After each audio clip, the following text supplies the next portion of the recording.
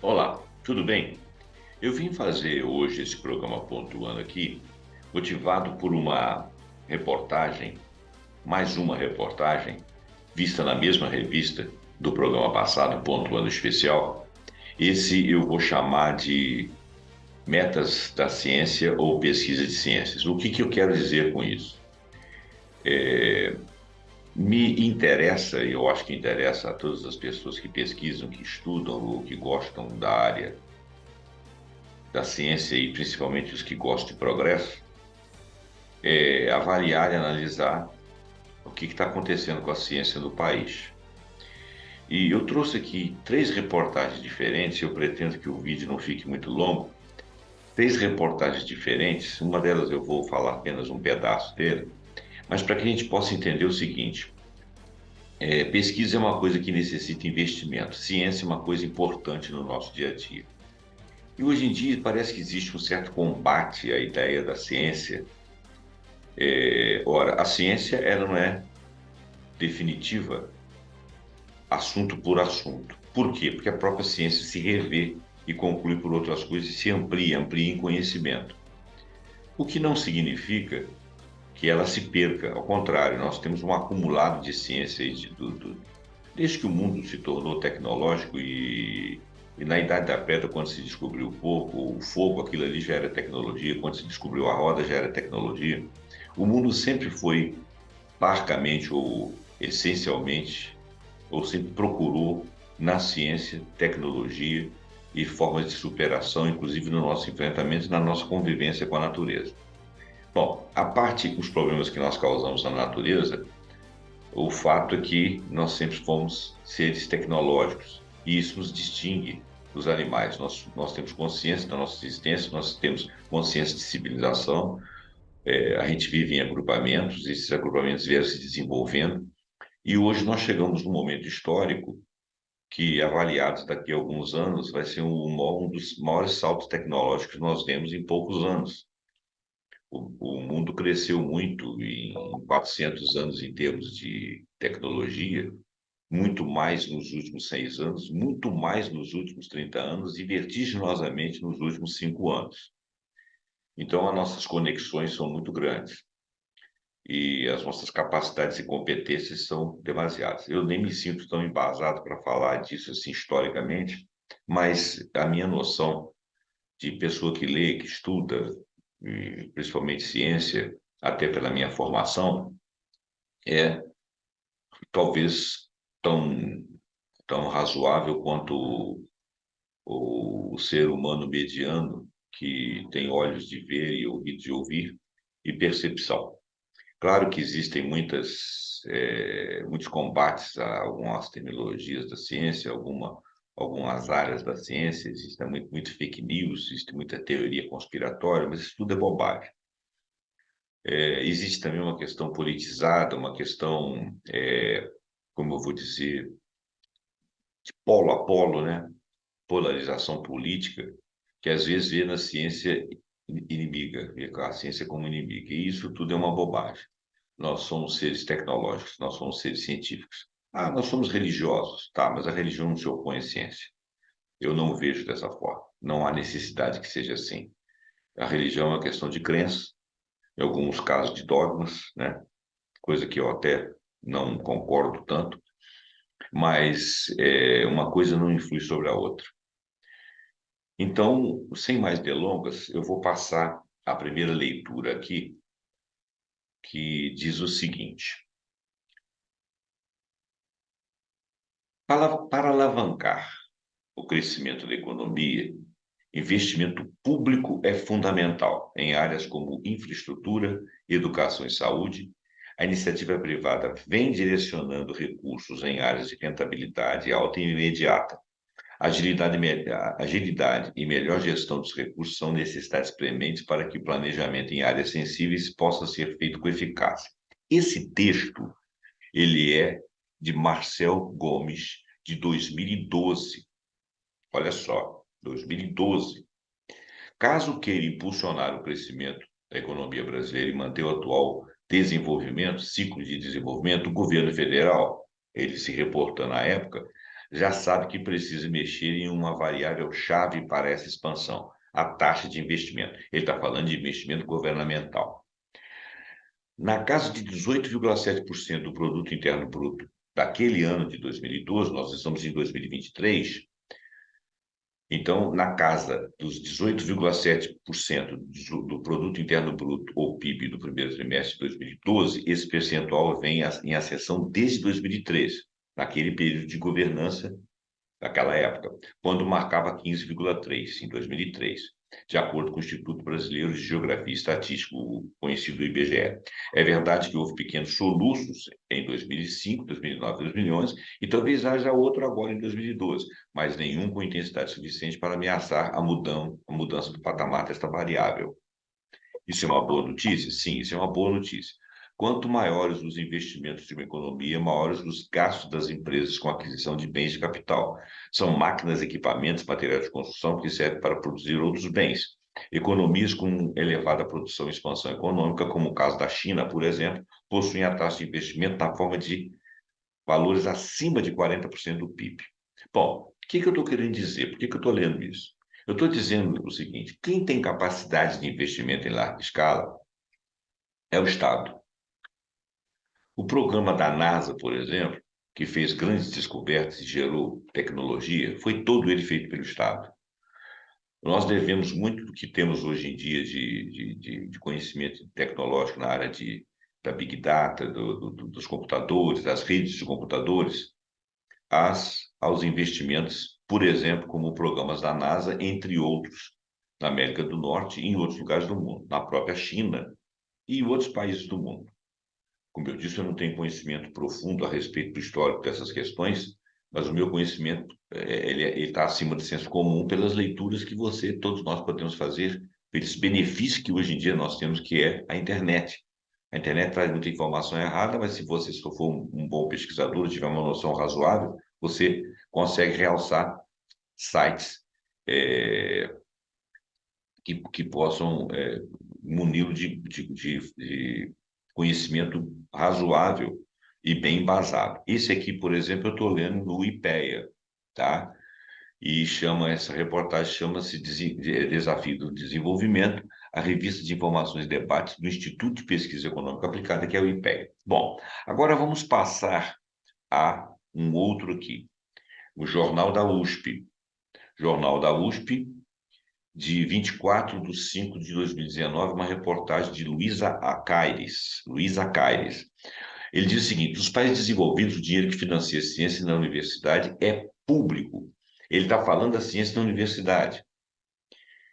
Eu já estou falando da universidade, que é gestora de pesquisas, de grandes desafios tecnológicos que são colocados em prática. Então, existem universidades, existem institutos de ciência, todos eles nos países do primeiro mundo, que tiveram grande desenvolvimento econômico e grande desenvolvimento tecnológico, foram feitos primariamente pelo Estado. Claro que existe iniciativa privada também, mas mesmo na América do Norte, onde o capitalismo lá conta muito com a questão privada ou olha demais para a questão privada e tenta excluir o Estado, mesmo lá, o Estado ainda é responsável por mais de 60% de investimento em tecnologia e investimento em universidades. Nós vamos ver isso aí para frente. Então, olha, nas universidades dos Estados Unidos, 60% dos recursos vêm do governo. Nas da Europa, 77%. Então, se você está falando de jatos lá da França, se você está falando de usinas na Rússia, na China, se você está falando de investimentos em larga escala na Alemanha de tecnologia, mesmo na Suíça, você está falando de investimento público, em alguns momentos público-privado, mas sempre com uma diretriz centralizada, que é a que mobiliza recursos, é o Estado. Então, olha, para quem tem dúvida, os números esclarecem sem rodeios. No mundo desenvolvido, universidades e outras instituições de pesquisa que vão se tornar projetos, que vão se tornar tecnologia avançada, são financiados majoritariamente por recursos públicos. Então, o cerne da minha questão aqui é o recurso público, são os governos que têm que atender essa demanda, senão nós não vamos desenvolver como país. Isso vale até mesmo para as universidades que cobram mensalidades. Nos Estados Unidos, por exemplo, 60% do dinheiro para a pesquisa vem desta fonte, na Europa, 77%. Há poucas semanas, daquela data, 24/5/2019, há poucas semanas, para garantir a prosperidade a longo prazo, a Alemanha anunciou investimento de 160 bilhões de euros no ensino superior e em pesquisa científica para a próxima década, ou seja, para a década que nós estamos agora. Embora o Brasil enfrente desafios que as nações mais ricas não conhecem, mesmo por aqui, não dá para imaginar que haverá desenvolvimento sem cuidar desse setor. Na realidade, o grande promotor de desenvolvimento e pesquisa no Brasil tem sido o Estado e tem sido violentamente combatido ao fazer isso. Inclusive combatido por outras economias, porque temem o crescimento da nossa no sul global, tem sido combatido por outras economias exatamente por ser o Estado, sendo que eles também são o Estado. Estado que financia pesquisas nos institutos e nas universidades e produzem projetos de alta tecnologia. Antes mesmo de assumir o cargo, o ministro da Ciência, Tecnologia e Comunicações, Marcos Pontes, de 2019, do governo anterior ao atual, anunciou que uma de suas prioridades seria incentivar parcerias entre empresas e universidades públicas do país. Eu não vou me delongar, porque nós já terminamos com a passagem do governo passado e nós soubemos que esse ministro pouca coisa fez. Ele era apenas um astronauta. Eu não vou entrar nesse mérito, não.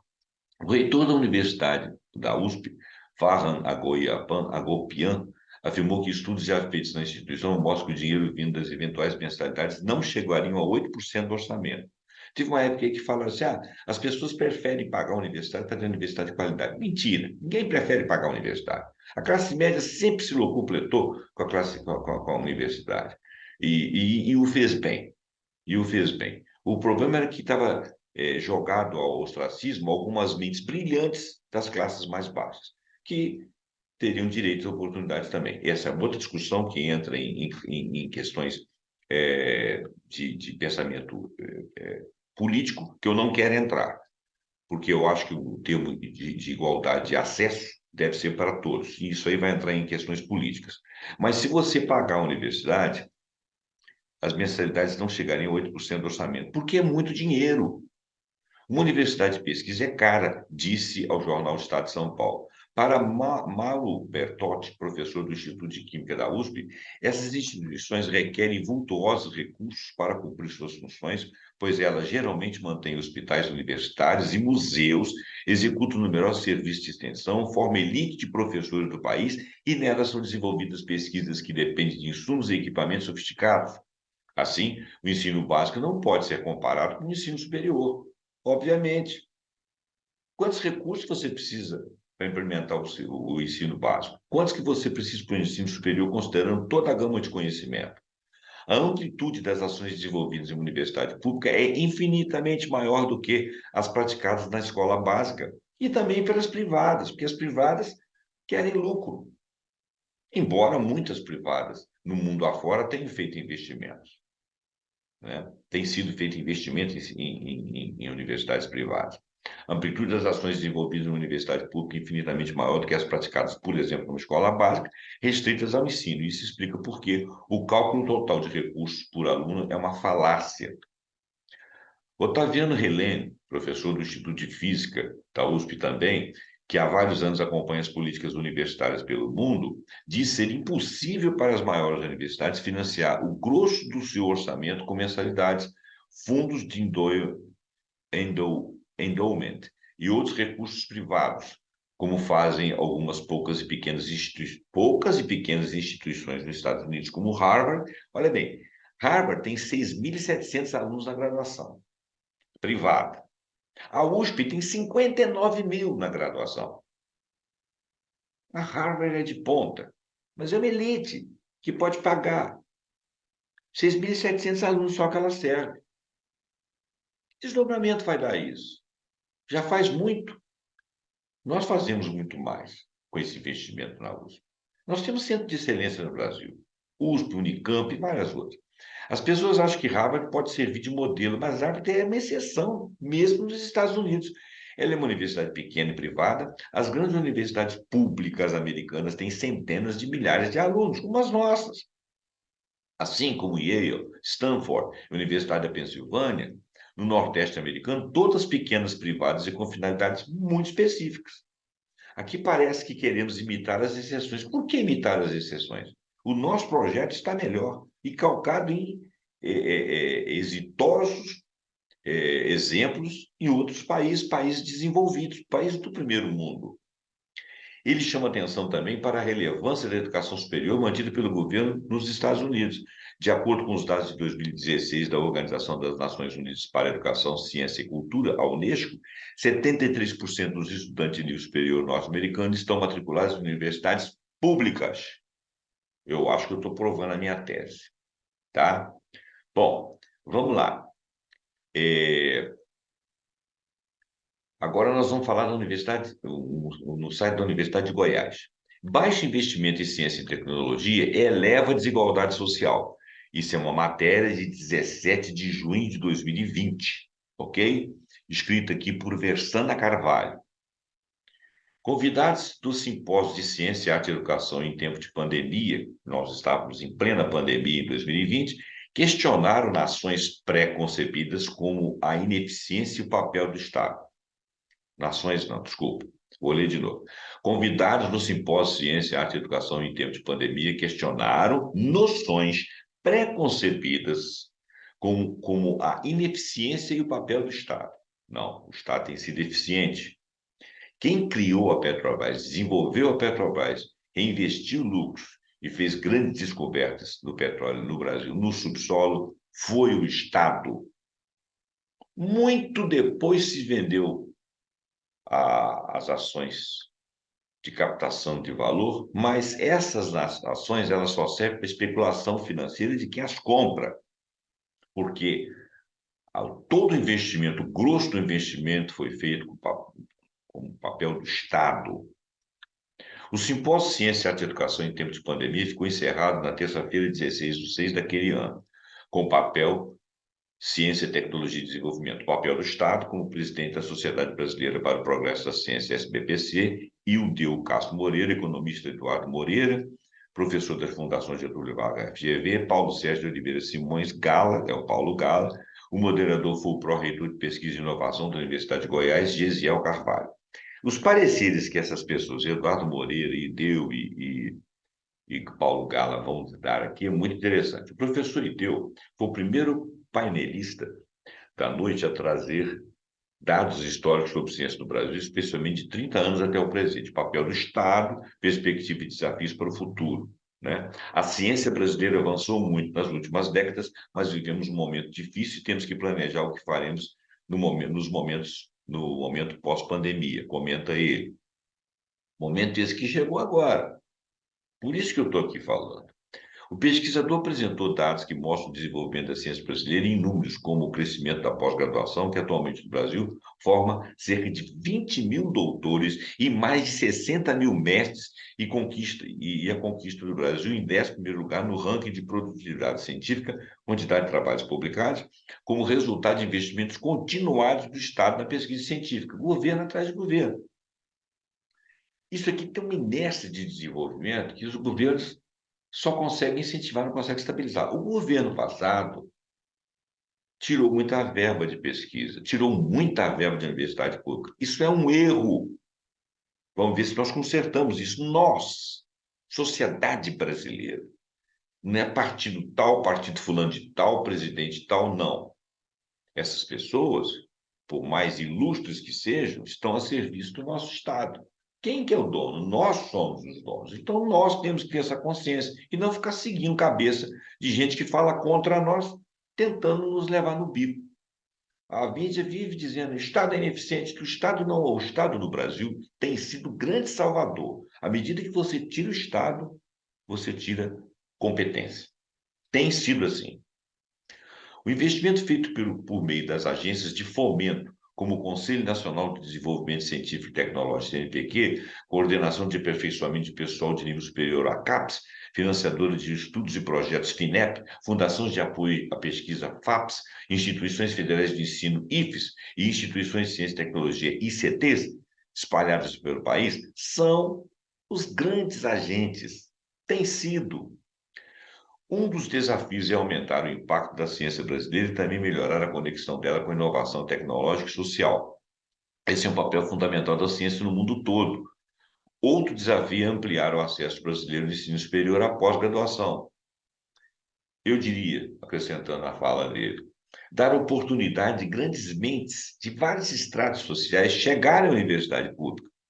Isso nós vamos falar nessa outra reportagem.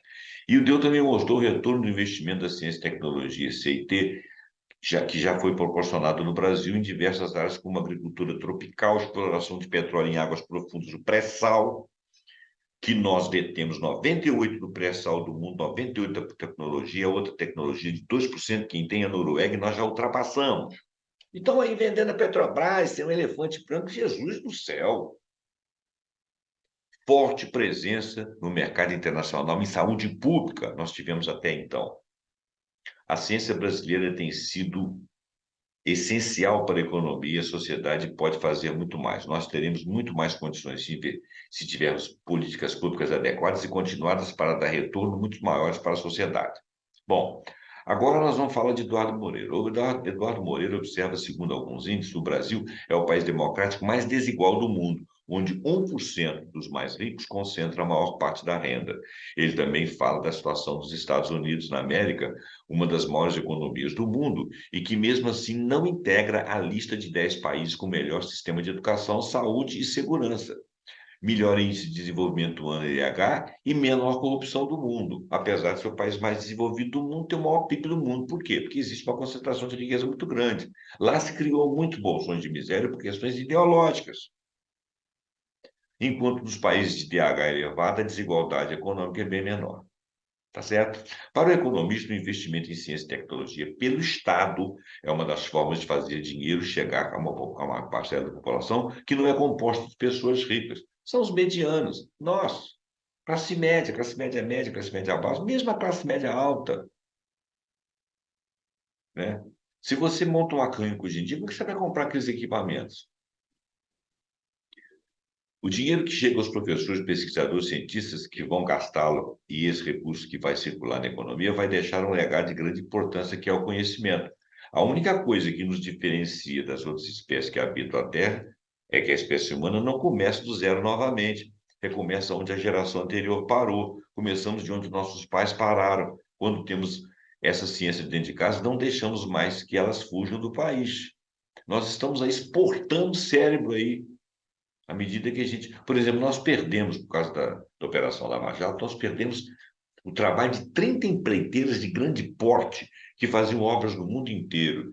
Isso aí é mais do que ganhar dinheiro para o país ou para os seus donos. É sistematicamente implemento de ampliação de capacidade tecnológica. Isso cria um sem número de ideias que ficam no país. E competências pessoais, capital humano muito grande. Nós vamos perder esse capital humano para contratantes da China, da Noruega, dos Estados Unidos, da Inglaterra, etc. Porque essas pessoas não vão morrer de fome com a competência que têm. E elas vão ser cooptadas por, por setores no estrangeiro, de tecnologia, de pesquisa, de conhecimento profundo, em áreas capitais para nós, para a nossa sobrevivência, para o desenvolvimento do país, né? Essas pessoas vão lá para fora.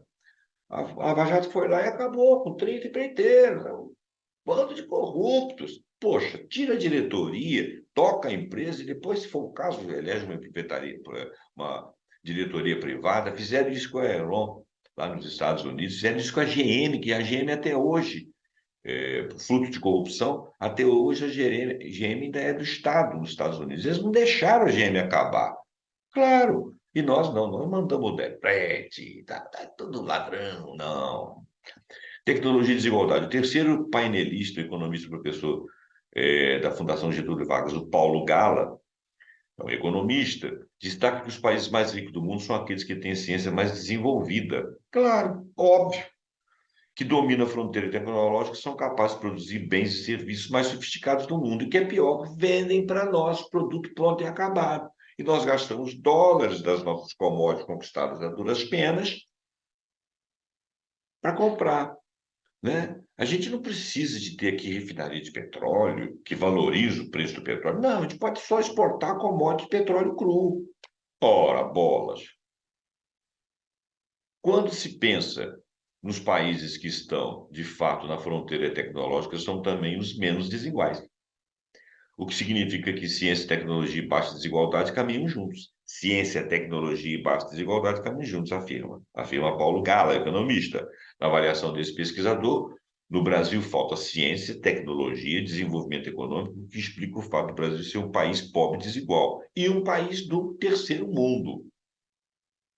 E que de 6 anos para cá aprofundou essa desigualdade, aumentou essa miséria, inclusive intelectual, fizeram reformas de ensino e destinaram pouquíssimas verbas para a pesquisa e para as universidades, afundando o país, fazendo o país retroceder um século para trás. A industrialização do Brasil está na faixa está no mesmo nível de 1947.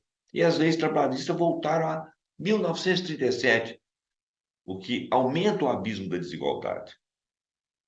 Paulo Gala reforça que o Estado é um instrumento de ação da sociedade com várias esferas e mecanismos que têm funções muito importantes que foram sendo criadas ao longo do processo histórico para fazer com que as sociedades funcionem de maneira mais eficiente, inclusive na economia. Alguns dos papéis do Estado são a redistribuição de renda e oportunidades, socorro diante de crises, auxílio de renda a cidadão, por exemplo, investimento em infraestrutura e investimento em ciência e tecnologia.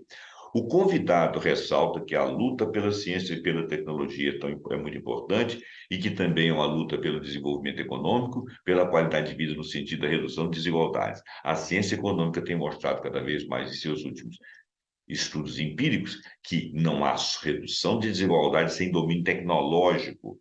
A característica dos países mais ricos e justos do mundo é ter um amplo domínio de tecnologia. O Brasil está há anos-luz disso.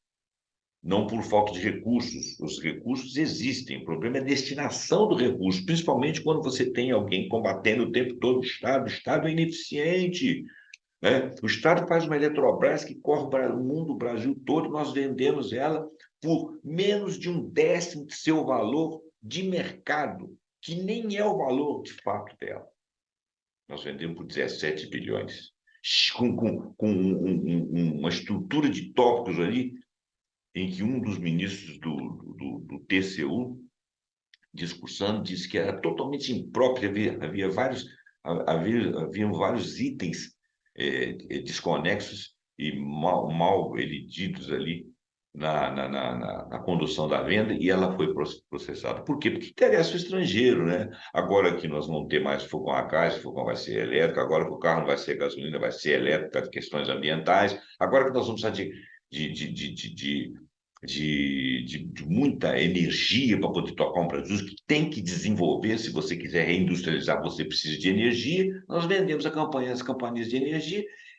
A companhia total de energia, que é Segurança Nacional, vai ser diversificada, vai ser operacionalizada por regiões e fracionárias que não vão se comunicar entre si, e o preço da energia vai ser de mercado, ela vai subir mais de 32%.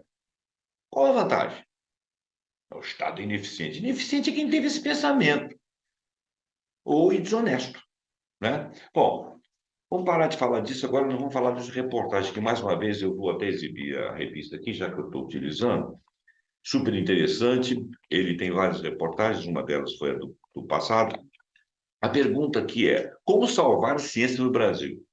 Após um governo abertamente cego ao conhecimento científico, a situação é de terra arrasada, mas há caminhos para pesquisa de alto nível, como com o que já temos à mão, de Alexandre Carvalho, a reportagem na revista Super Interessante, janeiro de 2023. Talvez passe desapercebido para as pessoas, eu resolvi juntar isso aqui. Na revista da editora Abril, que nunca foi uma revista comunista, socialista, nem de esquerda, tá certo?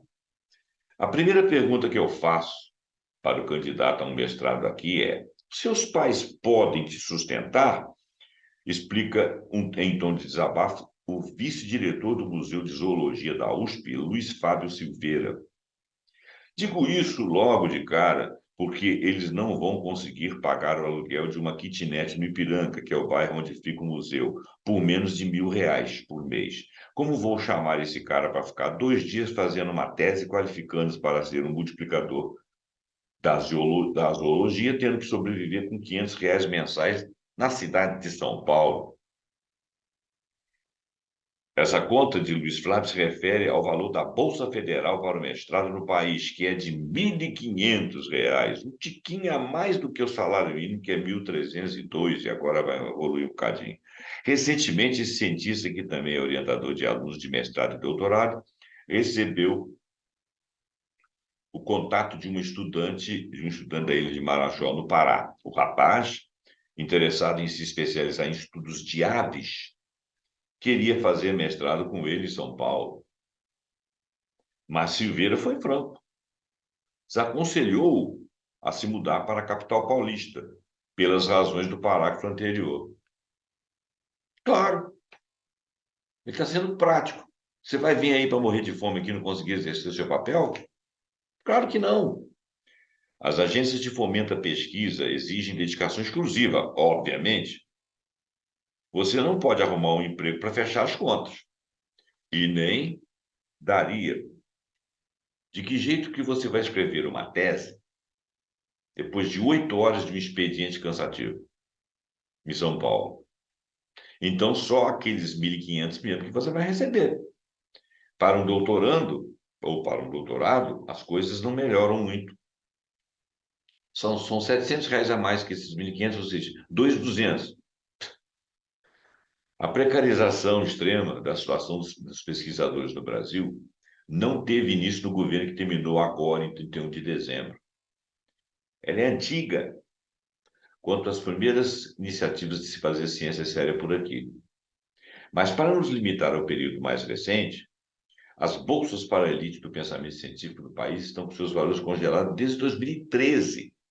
Quem andou mexendo nisso aí foi o governo lá de trás, né? Foi impeachment e tal. Mas também não fez, pelo que ele está falando aqui, não conseguiu aumentar muito essa participação, mas ainda fez alguma coisa. Se acompanhasse a inflação desses últimos 10 anos, a de mestrado estaria em 2.562 e doutorado 3.757. Seria pouco, claro. Tudo piorou, como se sabe, com o governo anterior. Ele cita o nome aqui, eu não quero citar, que tratou a ciência como um ente supérfluo. É verdade. O dinheiro para as universidades federais foi contingenciado, ou seja, existe, mas não pode ser usado, de modo que algumas instituições estiveram à beira de fechar as portas. Olha bem, isso foi do governo anterior, o imediato. Mas os governos anteriores, embora o investimento tenha sido razoável, pelo menos no governo de 2003 até 2015, 2014, 2015 já estava ruim, mas também não fizeram muito mais. Talvez porque não tinham recursos, ou talvez porque não fosse visto com bons olhos, era difícil você destinar verbas. Eu não vou entrar nesse mérito. Governos atrás de governos têm errado nisso. O último, que terminou em 31 de dezembro, falhou cronicamente, estupendamente. Implicou, inclusive, com a ciência. É um absurdo isso. Nós queremos ou não queremos desenvolver. Patriotada é essa. Um exemplo emblemático, aterrorizante, inclusive, foi na Universidade Federal de Uberlândia, a UFO.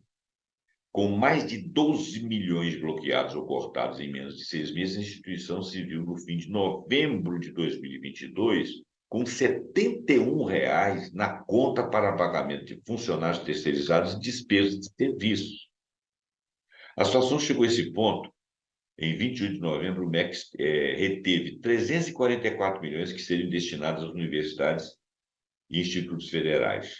Felizmente, com pressão de todo lado, o governo anterior voltou atrás na decisão, mas esse é só um dos exemplos do que vieram profissionais do que viveram profissionais de educação e ciência no Brasil nos últimos anos. Uma gestão à base do susto. Quanto mais perto, melhor, é um título. Estudantes com menor poder aquisitivo muitas vezes moram em cidades distantes dos institutos. É o caso que ele citou, e é o que eu falei de oportunidade para todos. Às vezes você está olhando lá em Roraima, lá no Acre, na divisa do Brasil com o Suriname, e fala assim, poxa, aquele lugar lá tem um gênio lá, tem um cara lá que estuda ave, que quer saber, que entende biologia, é, biomas, biologia de rios, de mares. O cara quer estudar, ele quer ler, ele tem intuição, tem capacidade, tem competência, adquiriu naturalmente, de alguma forma. Esse cara não tem investimento.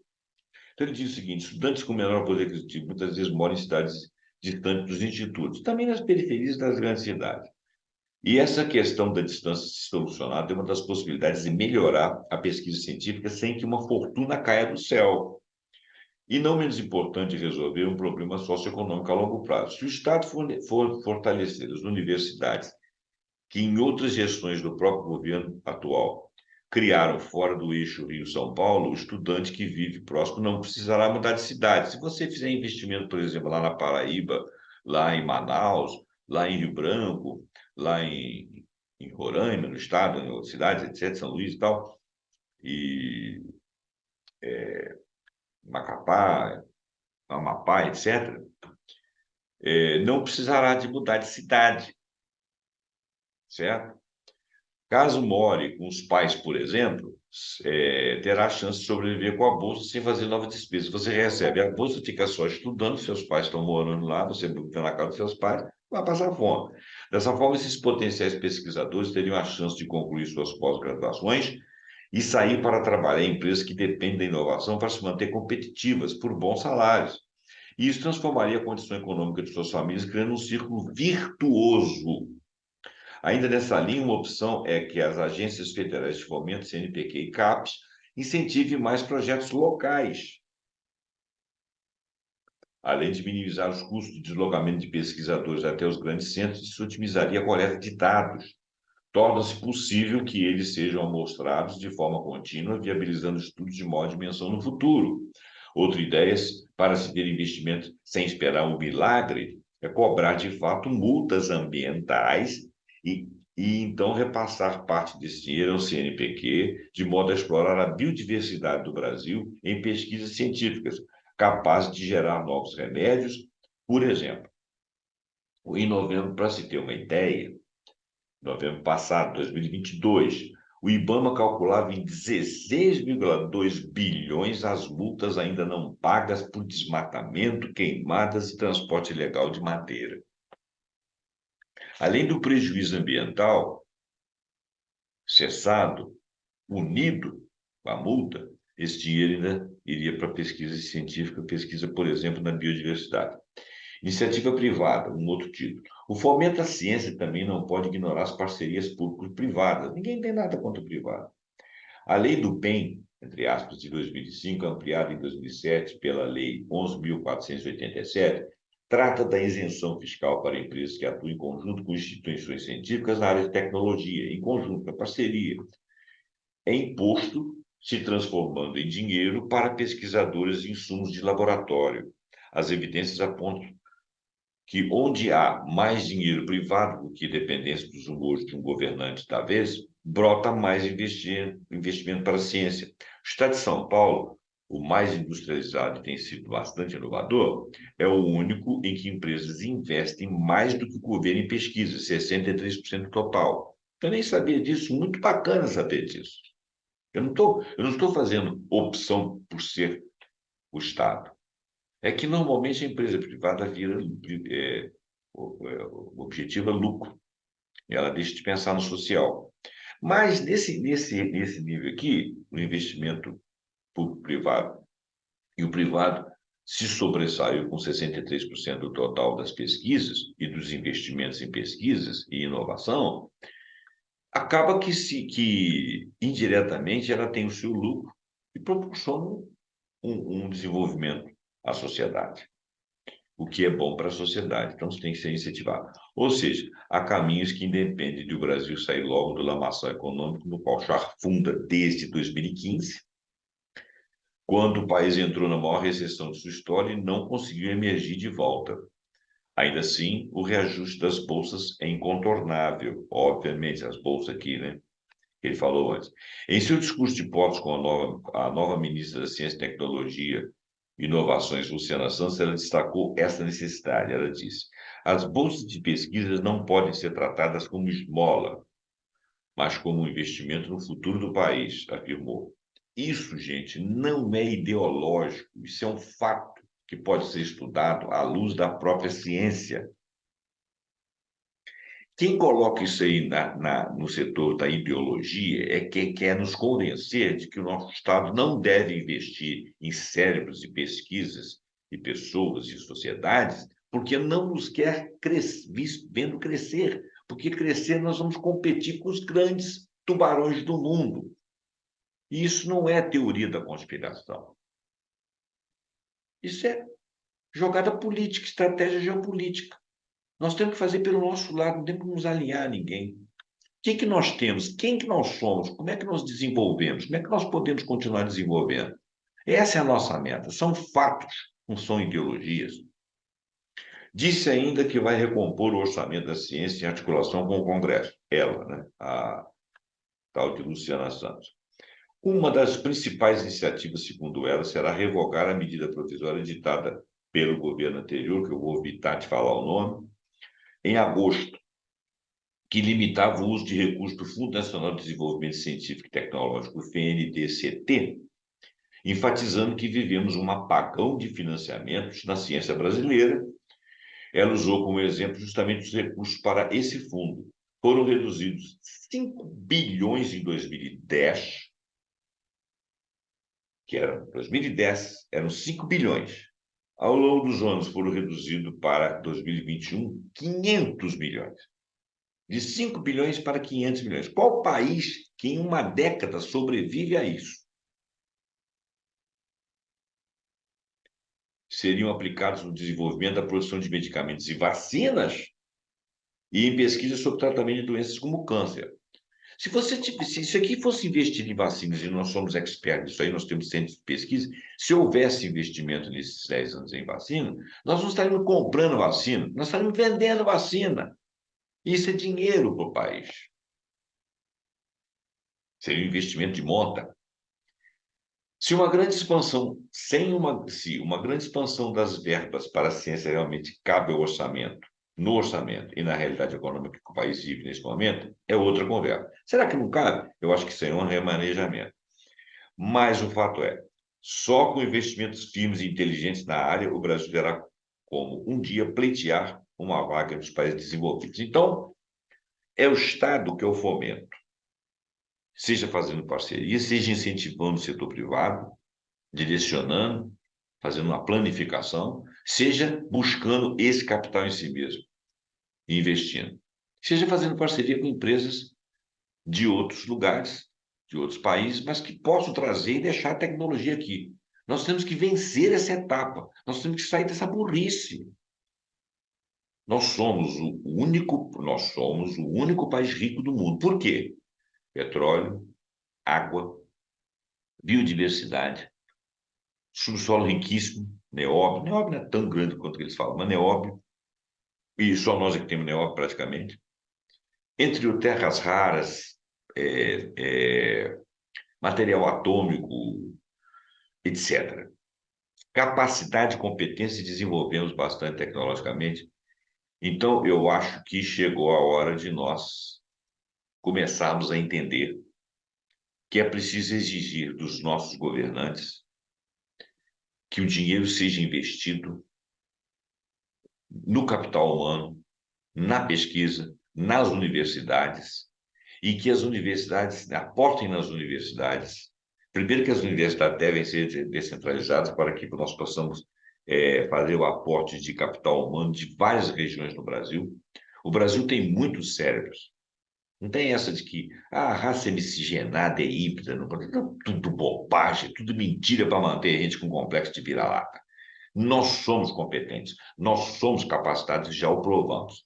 Mas tivemos governos, e até uma boa parte da mídia, que cedeu as sugestões lá de fora de que nós não deveríamos produzir nada. Nós poderíamos comprar tudo que está pronto lá fora. Isso é o custo do suor e da retirada por preços vis das nossas riquezas cruas. Só para falar só mais uma coisinha, não sou douto no assunto, mas olha bem, o que vale mais? 1 quilo de ouro ou 1 quilo de joias de ouro? Ora, é óbvio que 1 quilo de ouro vai lá, não sei quanto real lá, 1 quilo de joia, você vai vender por milhares e milhares de reais. O que vale mais, o óleo cru a ser beneficiado ou ele ser beneficiado numa refinaria no Brasil? É óbvio que você agrega valor à refinaria. A refinaria ela ainda é um processo industrial que pode consumir da própria indústria, chamamos de conteúdo nacional, insumos e cérebros trabalhando, pessoas trabalhando. E isso aí enriquece o país. Bom, então, esse programa fica por aqui. Desculpa se ele se estendeu, não era a minha intenção. E passe esse programa para frente, deixe aí seu comentário. Teve 2 vídeos que eu fui obrigado a retirar os comentários. Infelizmente, o YouTube às vezes nos pressiona a fazer isso, quando os comentários são de muito baixo calor. E foi opção minha, mas também foi um aconselhamento do YouTube. Então, eu acredito que aqui quem está me vendo é inteligente. Quem pensa diferente de mim, por favor, se abstenha, porque o que eu estou falando aqui são de fatos, não são de ideologias. Eu não estou defendendo A, B ou C. Isso nem vem ao caso. Muito obrigado pela sua presença aqui. Desculpa alguma indignação que eu possa ter mostrado. Não sou o dono da verdade, não sou o grande cientista, o grande estudioso, o grande sábio. Eu sou apenas uma pessoa que trago esse vídeo aqui para as pessoas discutirem. Por isso que eu gostaria que vocês passassem esse vídeo para frente, tá? As pessoas podem ir recortando o vídeo aí, retirando aquilo que não querem ver, mas fiquem até o fim, ou pelo menos até o fim da última reportagem, porque tem muitas coisas que são jogadas ali, fruto de pessoas de escola, pessoas estudiosas. Esse repórter mesmo fez uma matéria muito bacana, ele se manteve longe das ideologias ali, falou mal do governo anterior, mas ele falou baseado em fatos, não falou em questões ideológicas, assim como não falou bem de nenhum outro político. Então, a questão não é ideológica. A questão é de gente que trabalha com competência, com capacidade, seja político ou não. Muito obrigado e até o próximo, pontuando por algum assunto que a gente achar muito interessante. Passe esse vídeo para frente, gente. Dá o seu like. Muito obrigado.